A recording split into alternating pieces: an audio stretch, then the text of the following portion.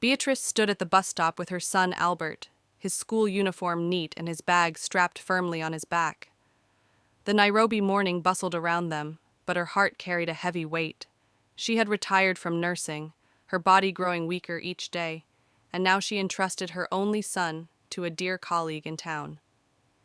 "Albert, my son," she said softly, "I don't have much time left. You are my only hope." "Please don't disappoint me," Albert's young face lit with determination as he clutched her hand. "Mama, I promise.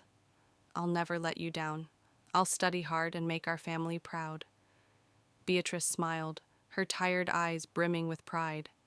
Just then, the bus screeched to a halt before them. She nudged him forward, whispering, "Come, my son. Our journey to your future begins here." Together, they boarded, unaware of the storm destiny had prepared. The bus rattled down the dusty road as Beatrice and Albert sat side by side. She gazed out the window, her thoughts full of hope. Albert would one day carry his late father's mantle, restoring dignity to their struggling family. To her, he was a beacon of possibility. Yet beneath Albert's tidy uniform and innocent eyes hid a troubling truth. He was lazy in class, forever scoring poorly in his exams. His teachers whispered of his dim wit, and classmates mocked him for always chasing shortcuts in life. He preferred the easy comforts of idleness, dreaming of pleasures rather than hard work. Beatrice, blinded by love and desperate for hope, never saw this side. Instead, she believed him to be her shining star. As the bus rolled into town, she prayed silently, clinging to faith that her son's future would be brighter than her weary past. Beatrice and Albert arrived at Rose's spacious home in town. Rose, a beautiful widow with a warm heart, welcomed them into her living room. She was striking, her smile radiant, her eyes soft yet captivating, and her presence filled the house with charm. Beatrice clasped Rose's hands with gratitude. "My son is all I have left," she pleaded. "Please take care of him. I'll be busy with poultry farming in the village, but I'll visit often." Rose reassured her with a gentle laugh. "Don't worry, Beatrice. Albert is safe with me. He will learn, grow, and adapt to this modern world. I'll treat him like my own Albert," listening quietly, nodded respectfully. "I will not disappoint you, Mama." That evening, as Beatrice returned to her quiet rural life, Rose prepared her guest room. She didn't know yet that Albert's arrival would change her lonely world in ways she hadn't imagined. The next morning, Albert stood at the doorway in his crisp school uniform, ready for class. Rose hurried to him, carrying a tin of food and smiling brightly. "Albert, here's your packed lunch, hamburger and fried chicken," she said warmly. "Eat well, live well, and stay strong. And here's some pocket money and bus fare. Never hesitate to ask for what you need." Albert's eyes widened with gratitude. "Thank you, Mum," he muttered, then quickly corrected himself. "I mean Rose." "You're too good to me," she chuckled softly. "Just call me Rose." As he left for school, Rose watched him proudly, her loneliness slowly melting away. Her 4 grown sons were in college, leaving her house painfully empty. But now, with Albert's presence, the rooms echoed with youthful energy again. To her, he wasn't just a guest. He was becoming the companion she had unknowingly longed for. That evening, Albert returned from school, his steps light as he entered the house. Rose was waiting in the living room, her smile as warm as ever. "Welcome back, Albert." "How was school today?" she asked. "School was fine, Rose," he replied, though his tone carried little enthusiasm. She nodded, motioning him toward the dining room. "Good. Go change out of your uniform and join me for tea. There's buttered bread waiting for us." Albert's stomach rumbled at the thought. "All right, Rose." "I'm very hungry," he said eagerly. A short while later, they sat across from each other at the dining table, sipping tea and enjoying the simple meal. Rose's eyes lingered on him, admiring his clean looks and the way his boyish charm seemed to brighten her lonely home. She saw more than just a guest. She saw her teddy bear, a presence she craved each day. Later that evening, Albert sat in the living room, pulling exercise books from his school bag. His teachers had given him a mountain of homework, and for once he seemed determined to focus. Rose, holding a glass of wine, watched him with a playful glint in her eyes. "Albert?" she called softly. "Yes, Rose?" he answered without looking up. She tilted her head, her smile teasing. "Can you drink wine?"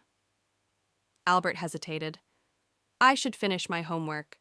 The teachers gave us plenty." Rose laughed lightly.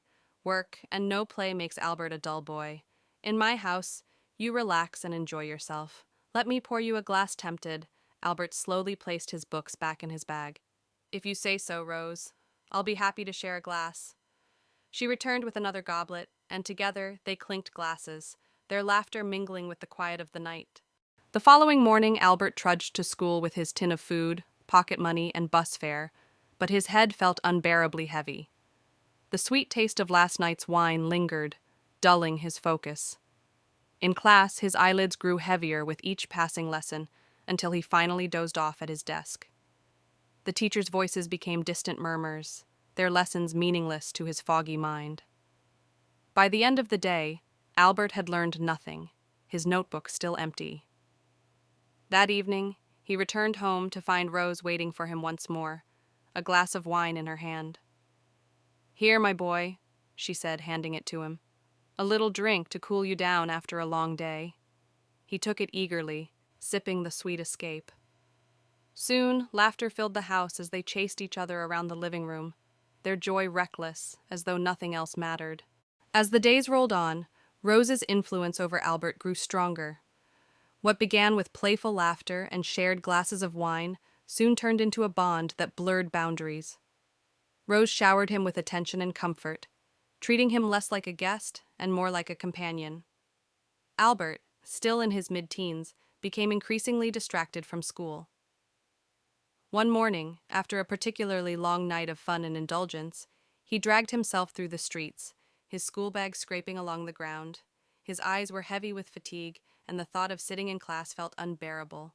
Instead of going to school, he sat idly on a bench, watching cars rush by, feeling both restless and empty. That evening, when he returned, Rose met him at the door with her usual warmth, offering food, wine, and affection.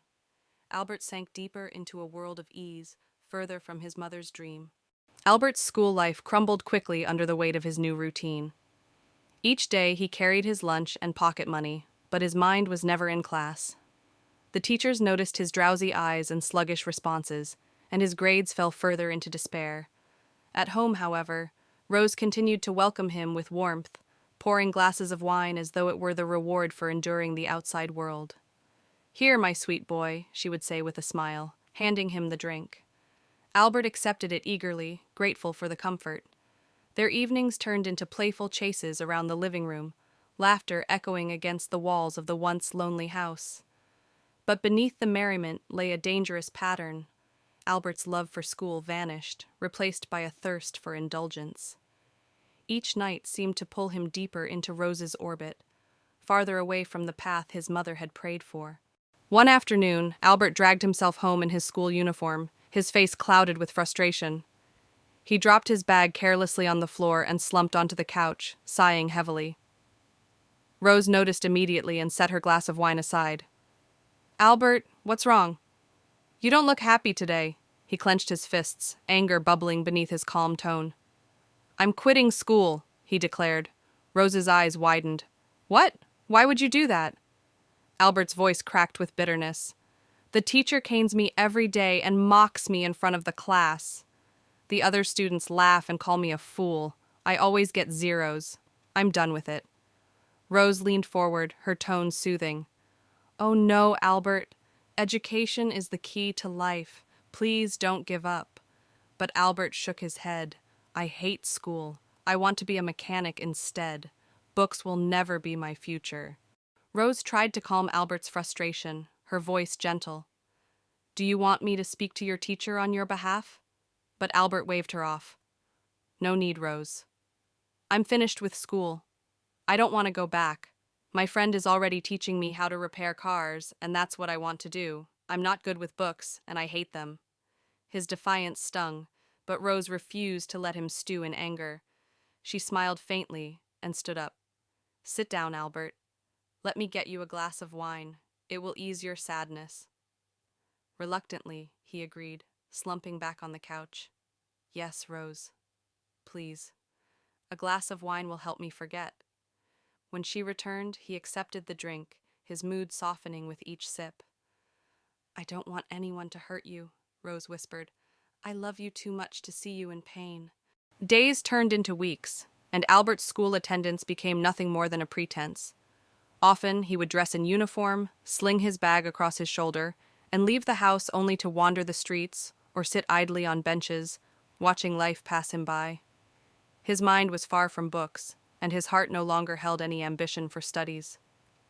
Each evening he returned home, greeted by Rose's familiar smile and open arms. How was school today, Albert?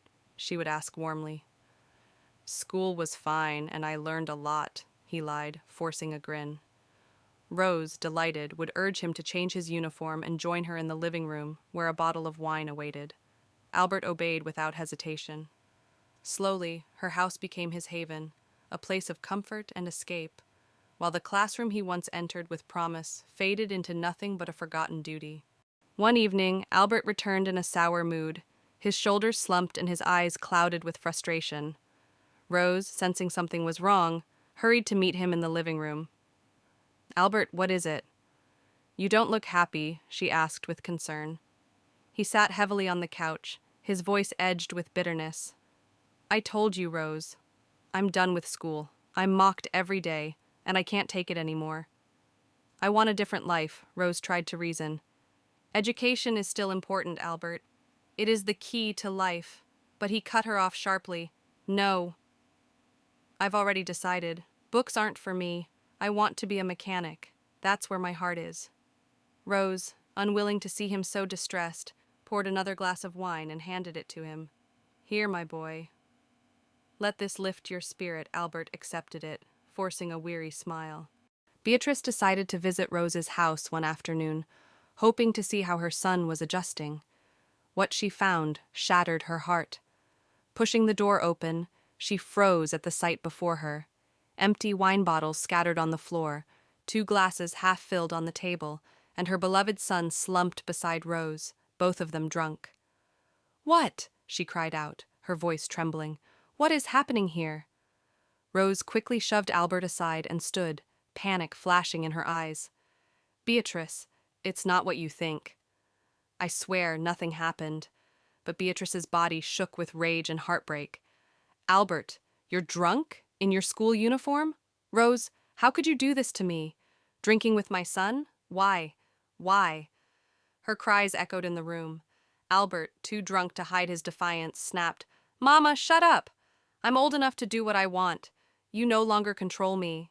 Beatrice staggered back, her face pale with disbelief. Albert, you can talk back to me like this? She asked, her voice breaking. But Albert stood tall, his eyes glassy with drunken boldness. I am no longer your little boy. I'm a man now, and I will marry Rose. Beatrice gasped, turning to Rose. Is this true? Rose's voice was calm, almost defiant. Yes, Beatrice. Age is just a number. Albert wants comfort and stability, and I can give him both.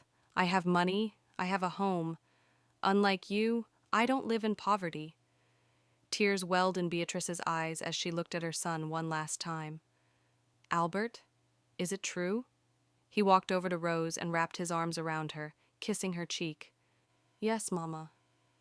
This is my wife. The shock was too much. Beatrice collapsed on the floor, her heart giving out instantly. News of Beatrice's sudden death spread quickly through the village, leaving neighbors stunned and whispering about betrayal, greed, and fate. Albert, blinded by defiance and infatuation, hardly understood the weight of what had happened. Rose, though outwardly strong, carried a hidden guilt, knowing she had played a part in shattering a mother's final hope. The once innocent boy who promised to carry his family's mantle had abandoned school, traded books for wine, and chosen an easier path that led to ruin.